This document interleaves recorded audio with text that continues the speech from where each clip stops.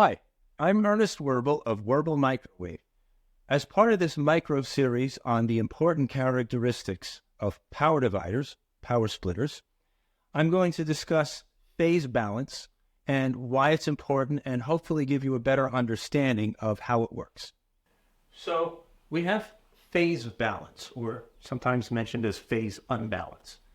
Basically, that is a spec that is expressed on the data sheet in the degrees units, and it is a maximum value, and lower is better.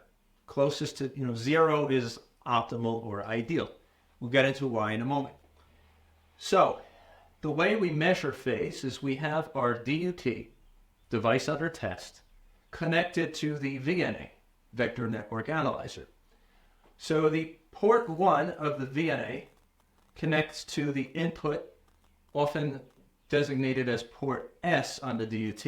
S can stand for sum or source. And then port 2 on the VNA will connect to the outputs, and we'll start at output 1 and move to output 2. And for higher port count, we just keep going. And what we'll get when we plot this is we will get a frequency sweep with a plot of phase measurements. Now, key to remember is its relative phase. So what that means is the first port is basically captured as a reference port. Every frequency point, every measurement point along this frequency axis is stored, and then the subsequent sweeps are compared against those values at every frequency point. What that means to say is we zero out port 1 phase. So now that becomes referenced on the zero line. And then the second port is compared against that. So the difference between the second port and the first port at any frequency point is the phase balance or phase unbalance.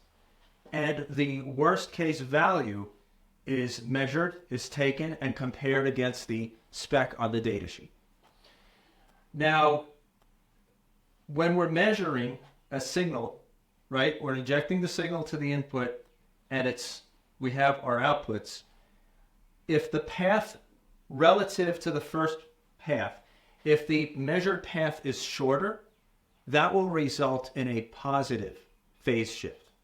And if the measured path is longer, it will result in a negative phase shift. Longer or shorter can be physical, like the copper line lengths, but it can also be the electrical length, which has to do with dielectric properties of the material.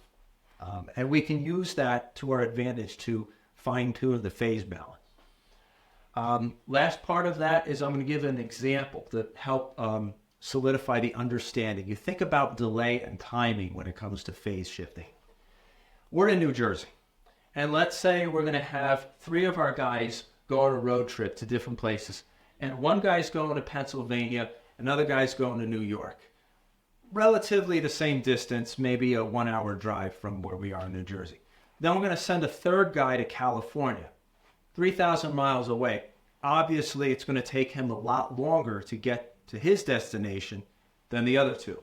That is an example of a system being out of phase, or having a phase shift, a very large phase delay in that system. So I hope this helps solidify your understanding of the phase specification on the power dividers. And thank you for watching. I look forward to helping you on your projects.